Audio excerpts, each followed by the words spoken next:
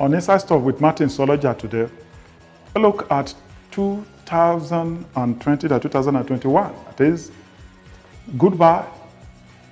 That is how we can say goodbye 2020. Welcome 2021. We remember 2020, the year of COVID-19 that showed us different things. Paralyzed the economy, even paralyzed work ethics. We remember the year in so many ways. The year so many of us could not get to work. And the year so many people lost their jobs. The year people could not reach the beat.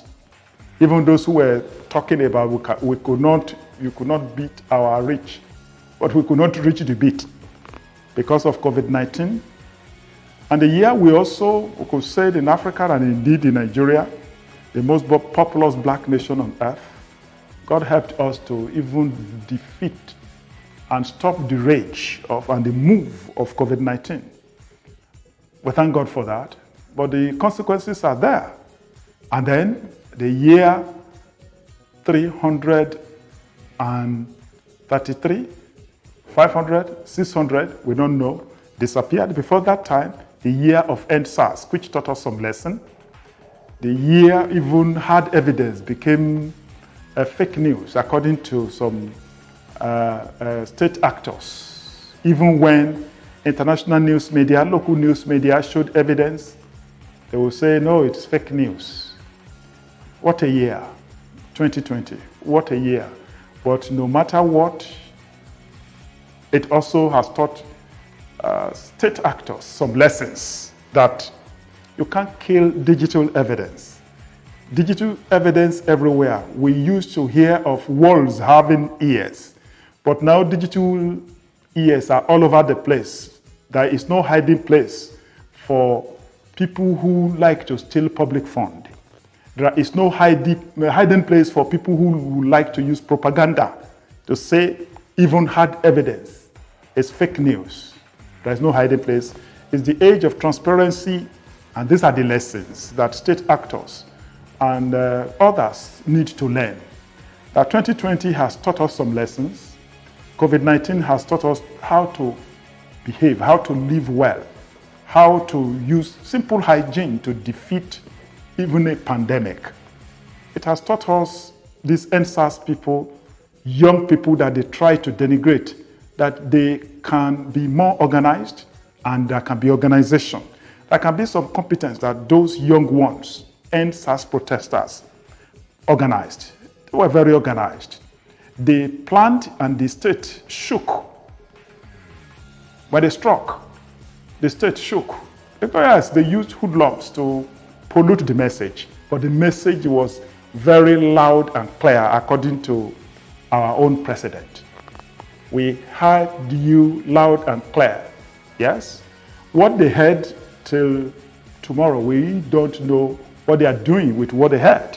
Because at the end of the day, they were trying, the protesters, they don't want to allow them to travel abroad. They restrict them. Anyhow, they are still haunting them. Even though a panel is still sitting over what happened. What a year. But there are great lessons, especially for state actors and duty bearers who have a responsibility to govern us. With a great lesson for the governing party in Nigeria that they need to do something. They promised us two critical things in 2015. Security. They also promised to deal with corruption, that cankerworm called corruption that has diminished Africa's most populous nation. Corruption, that rampaging corruption that has actually diminished our status as the most populous black nation on earth. They blamed the previous administration for inability to deal with corruption and to deal with insurgency. Now, you have insurgency, you have banditry, you have armed robbery, all sorts of criminalities.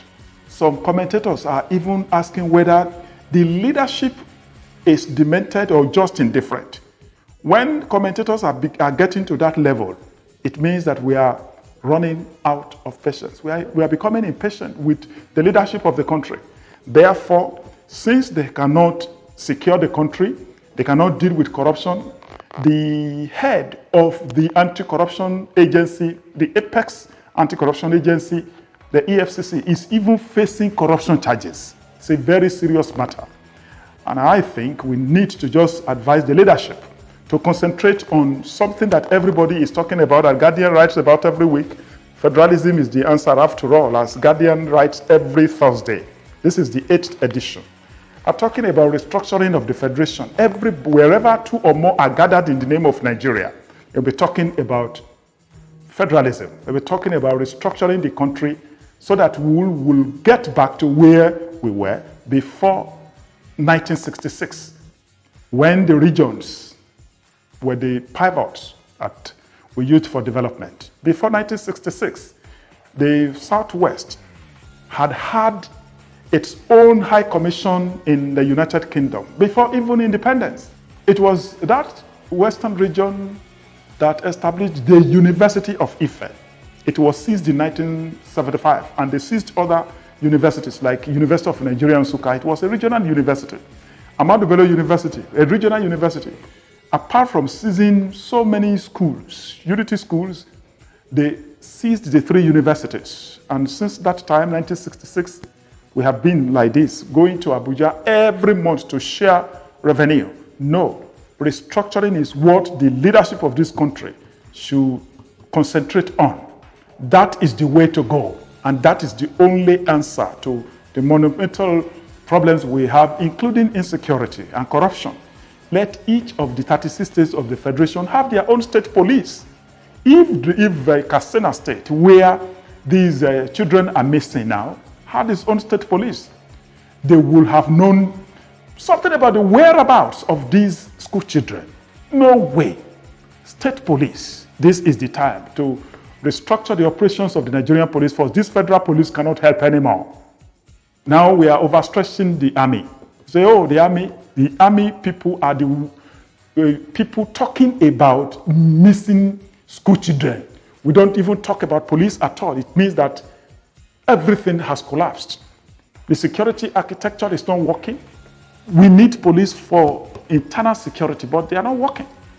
I think the leadership of this country, our leaders at all levels, should concentrate on restructuring of this federation so that each region, each state can concentrate on the resources at their disposal, and they can pay their workers according to that. Not one federal law in Abuja that all the states of the federation will use to pay all their workers, all the lecturers, all the teachers, everybody. No, it can't work anymore. 206 million people, depending on one law, depending on one police force, depending on one civil service, depending on one civil service rules and regulation.